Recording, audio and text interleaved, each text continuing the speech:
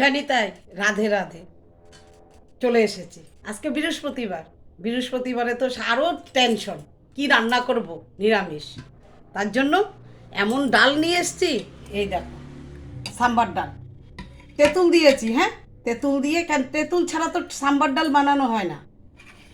এই জন্য তেঁতুল দিয়ে সাম্বার ডাল বানিয়েছি, কারণ গরমকাল তো একটু টক টক ঝাল ঝাল। এই যে সিম দিয়েছি, তার সাথে মিষ্টি কুমড়ো দিয়েছি, কাঁঠালের বিচি দিয়েছি ডালটার মধ্যে, হ্যাঁ কারি পাতা দিয়েছি।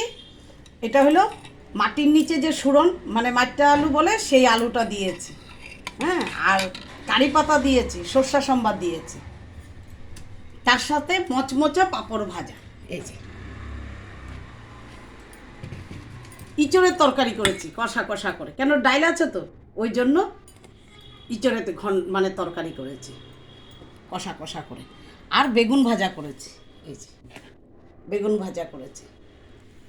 তবে তুলসী পাতা দিয়েছি, একটা লঙ্কা রেখেছি, গোপালের থালা তো। এই যে কেমন হয়েছে, জয় নিতাই, রাধে রাধে।